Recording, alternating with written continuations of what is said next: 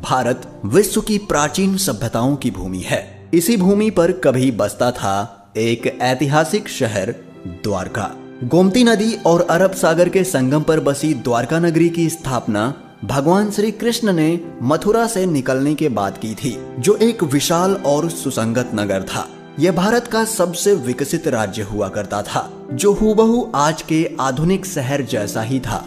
कहते हैं श्री कृष्ण ने अपने मामा और मथुरा के क्रूर राजा कंस का वध किया तो कंस के ससुर जरासंध बार बार मथुरा पर आक्रमण करते रहे, जिसके कारण कृष्ण अपनी प्रजा की सुरक्षा के लिए अपनी सारी प्रजा को लेकर समुद्र के किनारे आ गए और द्वारका बसाई। कहते हैं द्वारका बसाने के लिए कृष्ण ने समुद्र देव से जमीन ली थी और देवताओं के निर्माणकर्ता विश्वकर्मा से रातों रात द्वारका का निर्माण करवाया। विशाल दीवारों से घिरी ये खूबसूरत नगरी वास्तुकला की बेहतरीन मिसाल थी। लेकिन श्री कृष्ण की मृत्यु के बाद यह खूबसूरत नगरी समुद्र में डूब गई, जो आज भी समुद्र की गहराइयों में मौजूद है। रिसर्च के मुताबिक खुदाई में मिली द्वारका की कहानी 9000 साल पुरानी है। पौराणिक कथाओं के अनुसार द्वारका के समुद्र में विलीन होने के पीछे मुख्य रूप से 2 घटनाएं जिम्मेदार थीं। एक, महाभारत युद्ध के उपरांत माता गांधारी द्वारा अपने पुत्रों की मृत्यु के वियोग में श्री कृष्ण को दिया गया श्राप, और दूसरा, ऋषियों द्वारा कृष्ण पुत्र सांब को दिया गया श्राप। जब कृष्ण पुत्र सांब ने ऋषियों का उपहास किया, उसके पश्चात क्रोध में आकर ऋषियों ने सांब को श्राप दे दिया। पुराणों के अनुसार भगवान श्री कृष्ण की द्वारका नगरी महाभारत युद्ध के उपरांत गांधारी के श्राप के तकरीबन 36 साल बाद समुद्र में समा गई थी। द्वारका के समुद्री अवशेषों पर सबसे पहली नजर भारतीय वायुसेना के पायलटों की पड़ी, जो समुद्र के ऊपर से उड़ान भर रहे थे। इसके बाद ही 1970 के जामनगर के गजेटियन में इनका उल्लेख किया गया। इससे पहले लोगों का कहना था कि द्वारका नगरी एक काल्पनिक नगर है और काल्पनिक कहानियों का कोई इतिहास नहीं होता। लेकिन जब द्वारका का सबसे पहला ऐतिहासिक उल्लेख गुजरात के भावनगर में मिले 6ठी शताब्दी के पॉलिताना कॉपर प्लेट पर मिले, तब लोगों को इस पर भरोसा होने लगा।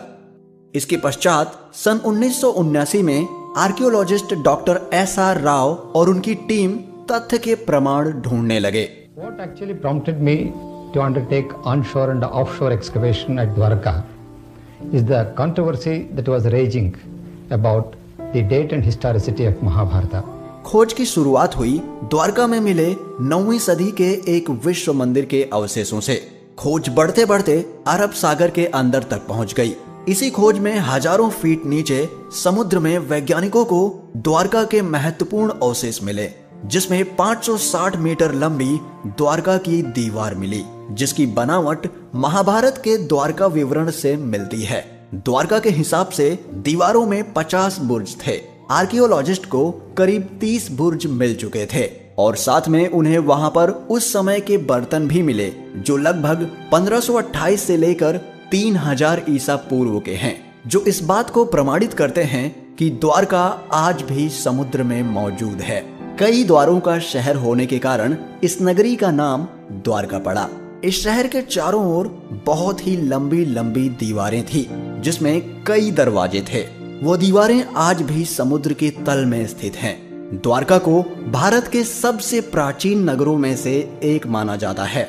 द्वारका को द्वारावती, कुशस्थली, आनर्तक, ओखामंडल, गोमती द्वारका, चक्रतीर्थ, वारीदुर्ग और अंतरद्वीप के नाम से भी जाना जाता है।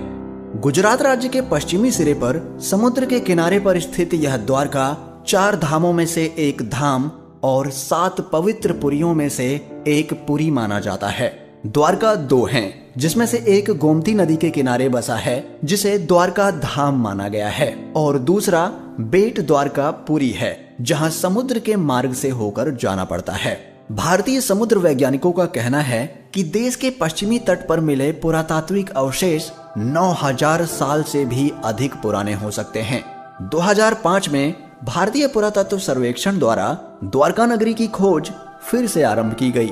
भगवान श्री कृष्ण की द्वारका नगरी से जुड़े दावों और अनुमानों के वैज्ञानिक कसौटी पर कसे जाने का समय अब एकदम नजदीक आ गया, क्योंकि सन 2007 में भारतीय पुरातत्व सर्वेक्षण के निर्देशन में भारतीय नौसेना के गोताखोर समुद्र में समाई द्वारका नगरी के अवशेषों के नमूनों को सफलतापूर्वक निकाल लाए थे। गुजरात के कच्छ की खाड़ी के पास स्थित द्वारका नगर के समुद्र तटीय क्षेत्र में नौसेना के गोताखोरों की मदद से पुरातत्व विशेषज्ञों ने व्यापक सर्वेक्षण के बाद समुद्र के भीतर उत्खनन कार्य किया और वहां पड़े चूना पत्थरों के खंडों को भी ढूंढ निकाला। नौसेना के साथ मिलकर चलाए गए इस तीसरे अभियान के शुरुआती नतीजों की जानकारी देते हुए भारतीय पुरातत्व सर्वेक्षण के समुद्री पुरातत्व विशेषज्ञों ने बताया कि इन दुर्लभ नमूनों को देश में ही नहीं बल्कि विदेशों की प्रयोगशालाओं को भी भेजा गया था और वहां से मिली जानकारी और कार्बन डेटिंग शोध के मुताबिक यह नमूने 9500 साल पुराने हैं। विदेशी वैज्ञानिक भी इसके बारे में जानकर काफी चौंके हुए थे।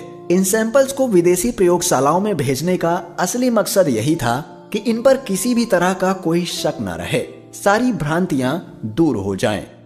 नौसेना के गोताखोरों ने 40,000 वर्ग मीटर के दायरे में यह उत्खनन कार्य किया और वहां पड़े भवनों के खंडों के 200 नमूने एकत्र किए जिन्हें चूना और पत्थर का बताया गया है। पुरातत्व विशेषज्ञों ने बताया कि ये खंड किसी नगर या मंदिर के अवशेष लगते हैं। विशेषज्ञों ने समुद्र के भीतर ही नहीं बल्कि जमीन पर भी खुदाई की और 10 मीटर गहराई तक किए इस उत्खनन में सिक्के और कई कलाकृतियां भी प्राप्त हुईं। उन्होंने माना कि जमीन पर मिले अवशेषों की समुद्र के भीतर पाए गए खंडों में समानता मिलती है, पर इन खंडों की बनावट से ये भी पता चलता है कि इन खंडों का सिंधु घाटी की सभ्यता से कोई मेल नहीं मिलता। भारत के समुद्र तकनीकी विभाग के मंत्री रहे मुरली मनोहर जोशी ने पत्रकारों को बताया कि ध्वनि चित्रों से मानव निर्मित शिल्प का पता तो चला ही है, साथ ही एक प्राचीन नदी का भी पता लगाया गया है जो करीब 9 किलोमीटर लंबी है और इसके किनारे पर ही इस प्राचीन सभ्यता के अवशेष और शिल्प पाए गए हैं। और समुद्र तल से जो शिल्प निकाले गए उनका भी कार्बन डेटिंग शोध किया गया, जिससे यह पता चला कि वो भी करीब 9700 वर्ष पुराना है। यह शिल्प लकड़ियों का है और इसमें दरार पड़ने के चिन्ह हैं। मुरली मनोहर जोशी जी ने कहा कि उनके मंत्रालय ने इस खोज का अध्ययन करने के लिए एक दल बनाया है और ये भी पता लगाया जाएगा कि इस इलाके के दूसरे प्राचीन स्थानों से इसका क्या संबंध है। पुराणों और धर्म ग्रंथों में वर्णित प्राचीन द्वारका नगरी और उसके समुद्र में समा जाने से जुड़े रहस्यों का पता लगाने का काम पिछले कई वर्षों से रुका पड़ा था। भारतीय पुरातत्व सर्वेक्षण के निर्देशक AK सिन्हा ने कहा कि पानी में खोज के कार्य के लिए बड़े आधारभूत संरचना की जरूरत है। प्राचीन द्वारका नगरी की खोज जैसी बड़ी परियोजना के लिए समुद्र में प्लेटफॉर्म और काफी संख्या में प्रशिक्षित गोताखोरों की जरूरत होती है जो पानी में गहराई तक जा सके।